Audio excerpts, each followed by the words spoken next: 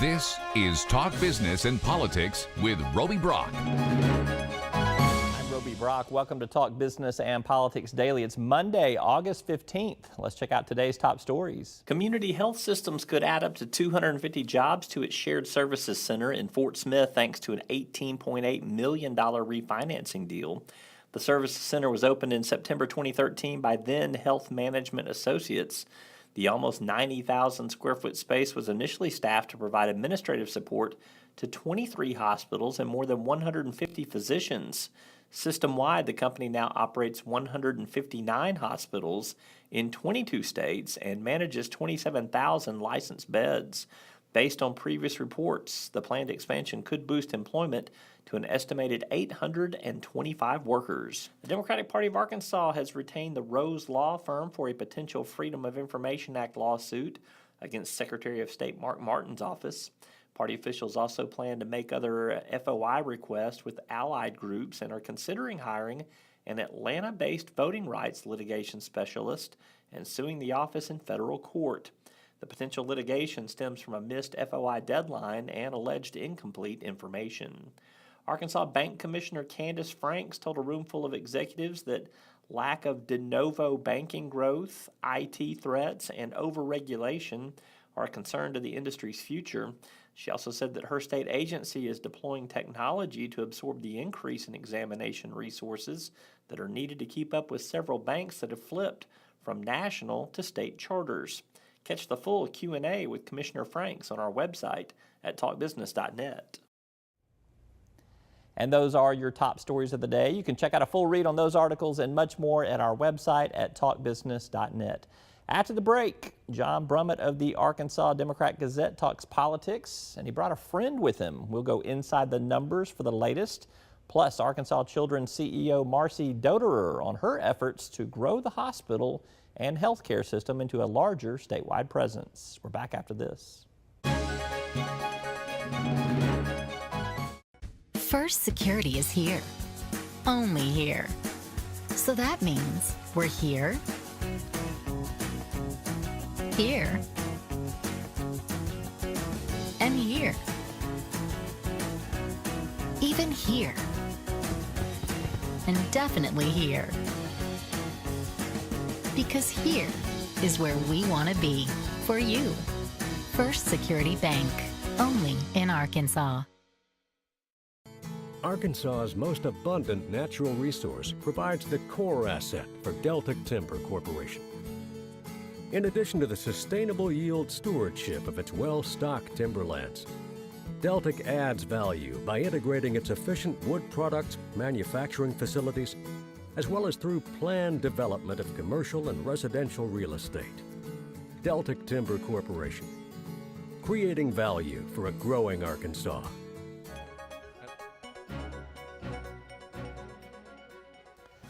On Mondays, we sit down with John Brummett. He's a political writer for the Arkansas Democrat-Gazette. He's a Talk Business and Politics contributor, too. And today, he's brought a friend, Donald Trump cheerleader, Bud Cummins, former U.S. attorney, one-time political candidate, chairman of the Trump for Arkansas campaign, yes, and a private practicing attorney.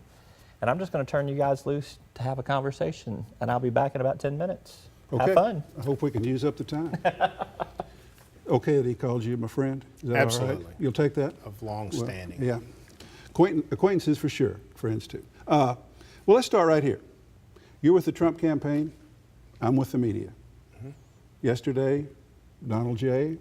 had a little tweeting binge about the media. This First Amendment doesn't mean the media can say things that aren't true. I'd be ahead 20 points if they'd be fair to me and quit making too much of my comments and quit protecting Hillary. You buy that? You think he's got a point, a fair point? I think he has a fair point in that, in my view, there's no question that the media is against him and for her. And in my view, they're playing a game that they've played in many, many election cycles. And he may be feeding it a little too much, but this game of waiting till someone makes a technical mistake or says something they haven't completely thought out and then assaulting them relentlessly.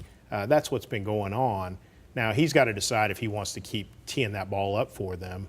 But It's a familiar game. And I've actually seen you play it from time to time. You've seen me play I've it. actually seen you play it against me 20 years ago. I wondered if you would invoke 20 years ago. But you do understand the difference But it was between, fair- it's between fair play. a political columnist and the news coverage. Absolutely. I think his charge, and the one that you're seeing some substance to, is not so much opinion writers as a general tone of the news coverage, which you believe, if I'm right, sets him up on a cycle at which he gets criticized for what he says, and you essentially say the media, the mainstream media, is in the tank for Hillary, basically. I think that's true. I think there's plenty of meat out there. If they wanted to be focusing on Hillary like they do Donald Trump, there's plenty of meat out there for them to do that. And I also think that, some of the examples, I think recently there was he said something about Obama and Hillary founding ISIS. Right. Well, this feigned shock, and I don't think anybody heard that and didn't understand that was sarcasm. No matter what he said, it was obvious sarcasm. Nobody thought that Obama put on a black robe, slipped over to Syria, and founded ISIS. But we had 2 or 3 days of coverage on that. Did you hear him that night giving an interview to Hugh Hewitt? And Hugh Hewitt was trying to say, you're not really saying he founded ISIS, you're saying that he allowed it to happen. And Trump said twice, no, I mean he founded it. I mean, did you hear that? I know about the interview. I've read about it.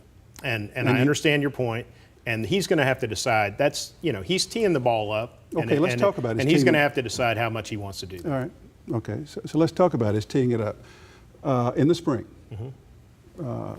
when I realized you were Trump's man in Arkansas, and you and I got together for a magazine piece I did for Roby's magazine, I remember you said at the time, sometimes what he says, troubles me. Sometimes I wince. Are you still wincing? Do you continue to wince? And here's the question. Is there a point at which the fact that he says things you wish that he would not say, assuming that that's still happening, is there a point at which that goes to his temperament and his behavior and his fitness for president? It's as fair a way as I can think to ask the question. I still wince. It's not because I think he's saying things that are so outrageous it offends my sensibilities. He tends to talk like people talk around the lunch table, like people talk at the duck club. He says what's on his mind. Sometimes it's not a complete thought. It's something he hasn't researched. We all, I think most of us talk like that in private. That's part of the appeal of Donald Trump. He's not a polished candidate. And so I don't think it goes to whether his fitness to be president. It may go to whether he's going to be a candidate that can win the presidency. Polish in our political system means that you've learned to speak like someone you're not, and to exclude all of this honest sarcasm and speculation and out loud thinking that most of us have. He still has that in his day-to-day conversation with the people, and the question is whether the media will let him continue to be that way. So you think these statements? But I think that's a political choice. These statements that he makes that are ill-advised do not go to his worthiness for the presidency. They go to the fact that he's creating political problems for himself. He's not playing by the rules, and he never has, and I think that's the answer. That appeals to you, doesn't it? In part, not if it costs the election, but it does appeal to me in that I've sat for, since 1980, I've been in politics, and I've had my fill of speeches that are about, it's all about the children, and we have to build a bridge to the 21st century, and this and that, and it doesn't mean anything. They're not offering solutions. They're just talking about problems and high-minded ideals, and they're trying to get out of the speech without saying one single thing that means anything. And I think people are tired of that. So they do recognize that Trump doesn't speak to them like that. You said in that interview. But there's a political cost. And I was referring partly to your race, I believe, in '96, when you and I first got acquainted. You said, and we visited in the spring, and I found this very interesting. Trump sort of has exposed that there are supposed rules of behavior for candidates for office that you have to live by. And he has not lived by them, and he essentially has exposed that the media, this stays with the media media being plural, media were imposing rules that everybody was abiding by, but that the media had no enforcement mechanism, meaning they weren't really rules and you didn't have to abide by them. It was a bluff. Is that what this income tax thing is partly about? Since the 70s, everybody has routinely, who becomes the nominee for president shared your income tax returns. He refuses. Now, what's in them aside, do you think that's a case where the media has imposed a rule over the years that has no enforcement mechanism and it really doesn't matter to people, regular people? I think that that's right, and if I were advising him, I'd tell him, which I've told other candidates, don't release your income tax returns because the law doesn't require you to, and it just gives puts more meat on the table for the media to try to compare them to your financial disclosures, which are legally required. They don't ask the same questions, they don't tend to match up, and it just creates more distraction. Donald Trump needs to be talking about the fact that he wants to lower taxes, deregulation, border security, national security. That's what he needs to be talking about. The media and Hillary want him to be talking about his tax returns and other things. And he's just refusing to let the media bully him into that. Why don't they go bully Hillary into having a press conference for the first time in a year? I don't see him trying, but they're trying to bully him into releasing his tax returns, which he's absolutely not obligated to release. You don't think income tax returns have a value? That this media rule, whether it had no enforcement mechanism, that knowing that how much money a person has made, in what forms, in what rate of tax they've paid, in what charitable contributions, the sort of transparencies that have been part of the media rule for 4 decades, not really that big a deal? I think that kind of transparency would be valuable with the Clinton Foundation. Well, the Clintons have released their tax returns. Their tax returns are pretty simple. It's speaking fees. But you evaded the question, which is something that always happens. Well, yeah, the other guy. I mean, I don't know what's in it. He's not legally obligated to throw him out there. I'm asking, as a rule, do you think there is value in some transparent? I really think there's more distraction than there is value, unless there's some allegation of wrongdoing, and I'm not aware of any allegation of wrongdoing. All right. We've got to, while I have you, got to try to keep up with what's in the news, and so I've got to ask. New York Times yesterday, or was it this morning? It may have been this morning. Online yesterday, in the paper this morning, that's when it was. Mr. Manafort, the campaign chairman for Mr. Trump, has done extensive political representation of the former Russia-backed Ukrainian leader. There's been some ledgers found that show that some of many millions of dollars were to be paid him or due him. Meantime, we've got the FBI saying it looks like some Russian agents hacked the DNC emails or computers. And you have Mr. Trump saying nice things about the style, anyway, of Mr. Putin. What's going on? Do the voters of this country need to be concerned about whatever it is that may exist between the Trump campaign and the Russians? Well, I don't know the answer to your question. That's a pretty new story, but I think it was well known that Paul Manafort had represented clients in that country. What you're talking about is a piece of paper that may have been amongst hundreds of thousands in a Ukrainian investigation, and I'm not aware of anyone in the Ukraine or Russia accusing Mr. Manafort of crime. It's a relatively new story, but I think we're taking a lot of random facts and putting them together. That's why and Russia happens to be in part of it, but I'm not really concerned that Mr. Trump sold out to the Russians. And I don't think all the people around Mr. Trump, the Newt Gingriches and the Chris Christies and the Ben Carsons, are going to stand still if that's his intention. All right, well, I'm getting the wrap-up sign. This morning, you were putting out, handing out Trump yard signs. We're going to see some unloading Trump yard signs off a truck, because that is the prestige of the state chairman. Yeah. There is incredible demand. I think that's important to note. You know, people are looking at polls. There's a lot of signs that there's still a lot of support for Donald Trump, especially in Arkansas. Well, nobody's arguing in Arkansas. And so when people start trying to accuse supporters of Trump of bad intentions, they're talking about 60-70% of their neighbors in Arkansas. There's an incredible demand for yard signs. That's a good place for you to finish, and our time is entirely up. Thanks, Bud. Everything's going good. Great. That was great. Thank you. Bud Cummins and John Brummett, thank y'all much for guiding this conversation this afternoon. Appreciate y'all. You can catch John Brummett in the daily Arkansas Democrat-Gazette. You can also catch him online at arkansasonline.com. Still to come, we're going to go inside the numbers for a look at something that hasn't happened since 1999. And Marcy Doderer, CEO of Arkansas Children's Hospital, has some good things to say. She's moving some stuff along. We're back after this.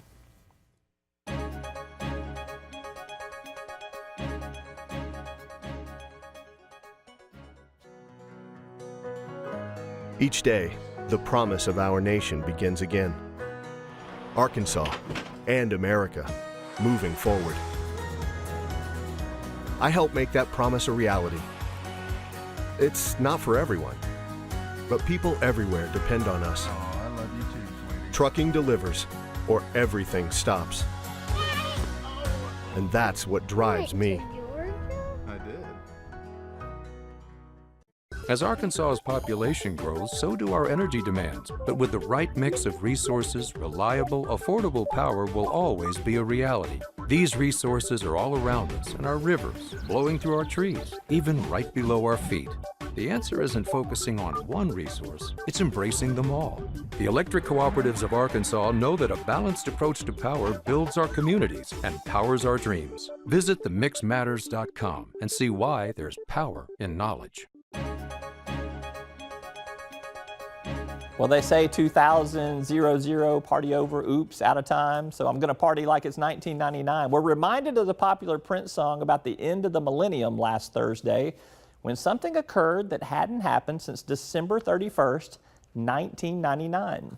All three major stock indexes, or indices for my English teachers there, they hit all-time highs on the same day. The Dow Jones, the NASDAQ, and the S&P 500. So let's look at where they were then and now. On December 31st, 1999, the S&P closed at 1469.25. 17 years later, last Thursday, the broad-based S&P index closed at 2185.79. At the end of the millennium, the tech-laden NASDAQ, 4,069.31, and last Thursday it stood at 5228.40. And finally, the blue chip Dow Jones Industrial Average closed at 11,497.12 on December 31st, 1999. Last Thursday, it closed at 18,613.52. And by the way, if you're counting, that is a 62% increase in your portfolio value if you were playing the Dow with your investments. You can keep up with stories like those in real time with our daily reporting at our website, talkbusiness.net. Hope that you'll check it out. Quick break, we'll play a portion of my interview with Arkansas Children's CEO Marcy Doderer. She's got a lot of growth plans on her plate, and we're back after this. Circuits turn on the lights by making a connection, by closing the loop. At Entergy, we believe our economy is circular too. What you put in comes back. So we invest billions in new infrastructure, which helps attract new industry, which helps create new jobs. We partner with local communities to electrify the economy, and together we power life. Entergy. You've likely heard of the Great Arkansas Treasure Hunt. In fact, you or your business may have property to claim in the hunt. But where does this treasure come from? Businesses like yours. The law calls it unclaimed property. If your business is holding money on its books that you've not been able to return to the owner, it's most likely unclaimed property, and the law requires it to be sent to the state auditor's office each year. Auditor Andrea Lee's office can make the process for businesses to comply with the law easy and straightforward. Help us help you return Arkansans' unclaimed property at auditor.ar.gov.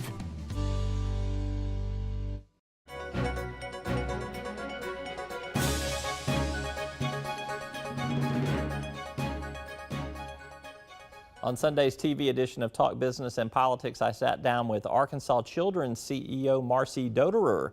While recent headlines highlight the growth of the hospital and its services in Northwest Arkansas, Doderer tells me she may have a little bit more on her agenda. 75 counties, over 700,000 kids. How do we get pediatric care close to home for all of them? And the answer is not easy, but there's a few things that are happening that I think you'll see play out pretty shortly. We were really excited to receive a USDA grant just last month to the tune of a little over $600,000 that'll allow us to put telemedicine units in 42 rural schools across the state that will bring direct connectivity between the school nurse in the rural school and a pediatrician on our campus to do direct patient care real time for the patients in those schools, or the students in those schools who become patients. So we will start actually this fall testing that program with Benton School District, but then we will go forth to 42 other schools, all in communities of less than 5,000 kids. And so over the next 6 to 9 months, you'll see us roll that out. We are looking to invest in mobile health in southeast Arkansas, specifically looking towards the El Dorado and then the Monticello part of our state. Right. Thinking about primary care delivered on wheels, think of it that way. So we're exploring that. That will not come true without the help of other investors, philanthropists who can help us take that program forward. And then I think I'd be remiss if I didn't talk about Little Rock, even though we're presently right here in Pulaski County. But you know, Arkansas Children's has been pretty centralized to our campus in downtown Little Rock. And we're negotiating and working with the city and hope to break ground on a primary care clinic in Southwest Little Rock by the end of this month. So stay tuned from after City Council meets, but we want to do a large primary care center in Southwest Little Rock. That's Arkansas Children's CEO Marcy Doderer. You can catch more of her conversation online at talkbusiness.net. That's all for today's Talk Business and Politics Daily. Thank you for watching. Check us out online at talkbusiness.net for the latest in business and politics. Plus follow us on Twitter at TB Arkansas or on Facebook or LinkedIn. Just plug in Talk Business and Politics to find us and follow. If you want to receive our daily email newsletters, they're free. You can receive them every morning in your inbox before 7 a.m. Just email me at roby@talkbusiness.net and I'll sign you up. And if you want to listen to a podcast of this show, perhaps on your commute to and from work, or in the iTunes store and on Stitcher, or you can just play us through your smartphone. I'm Roby Brock. We will see you tomorrow. Until then, take care.